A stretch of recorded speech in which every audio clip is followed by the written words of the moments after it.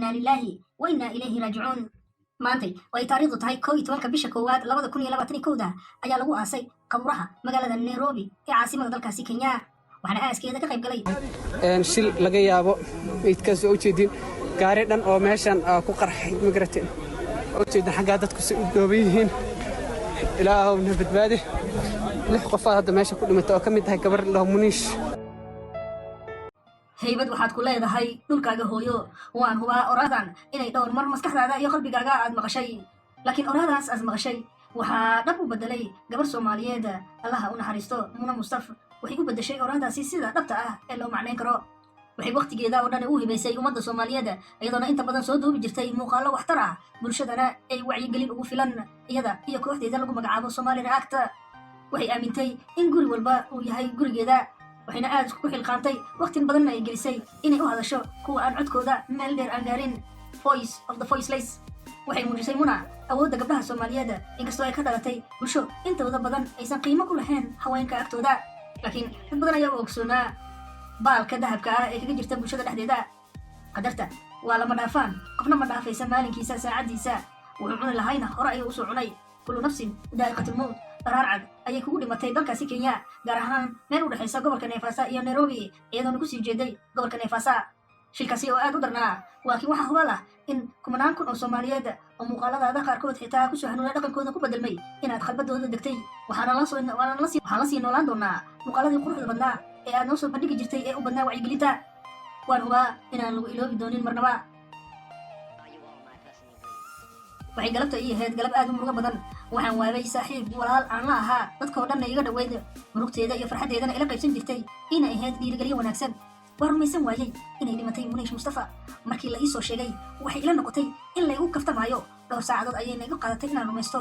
subxaanallah xalay waqti dambe ayaan wada hadlaynay iyadoo weliba igu lahayd turkiga joogistiisa waa kugu dheeraatay bal ma soo laabo inaan soo socdo ayaan u sheegay qorshayaal badan ayaan wada dejinay waxyaabaha ay jeceshahay turkiga ka rabto inaan usoo qaado ayay ii sheegtay qosol iyo kaftan ayaan isku macsalaameynay sida ay caadada inoo ahayd.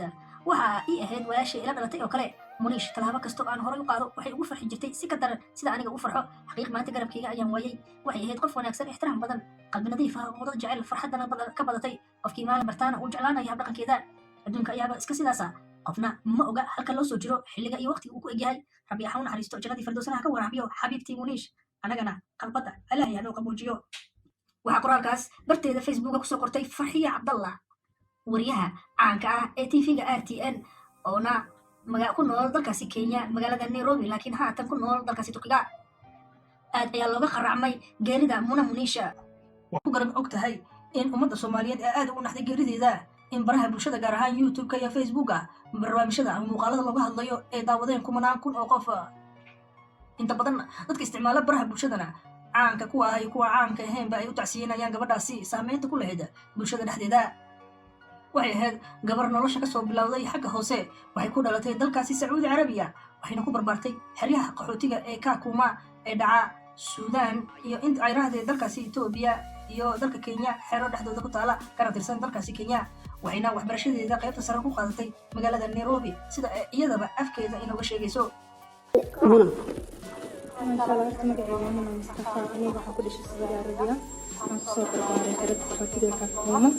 waxbarashadeedii primary waxaan kusoo dhameeyay Kakuma sama dhigan secondary school waxaan ka dhigtay Badisha college waxaan ka aqristay Nairobi.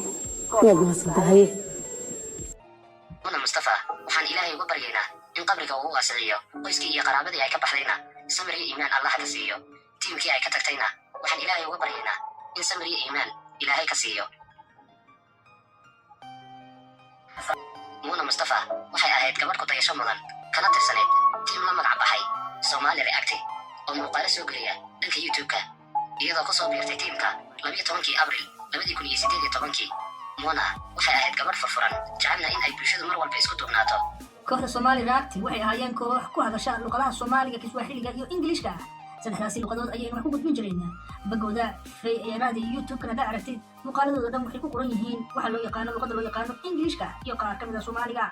waxayna fariin u gudbin jireen dhaqanka Soomaaliyeed sida dhaqamada Soomaaliyeed riwaayadaha Soomaaliyeed oo loo turjumay luqadaha qalaad ee Ingiriiska iyo Kiswahiliga taasi oo sababtay xitaa dad aan Soomaali ahayn inay jeclaadaan muuqaaladooda oo ah muuqaalo la socdo waaqica jira markaasi ama dhaqanka xun in la zuuliya loo baahan yahay wanaagana mararka qaar ay ku fari jireen kooxdaanina waxaad ogaataa inaysan la mid ahayn kooxaha kale riwaayada jira ee mararka qaar waxyaaba dhaqan xumo ah bulshada dhexdeeda ku faafiya Somali Act waxaa madax u ahaa dad akhyaar ah badankoodna waxay u badnaayeen dad wax bartay oo heer waxbarashada ka gaaray inna lillahi wa inna ilayhi raaji'uun maantay way taariikhdu tahay 11 bisha koowaad 2021 ayaa lagu aasay qabuuraha magaalada Nairobi ee caasimada dalkaasi Kenya waxaana aaskeeda ka qayb galay inta badan dadka magaaladaasi ku nool gaar ahaan asxaabteeda u dhaweyd iyo qaraabadeeda iyadoona dadka badan ay ka wada muuqatay murug aad iyo aad u daran aan u ducayno annagana aan xasuusanno mar walba geerida meel loo soo jiro qof garanaya ma jiro beri baa dhiman kartaa saacadaha soo socdaa dhiman kartaa 10 sano kadib ayaa dhiman kartaa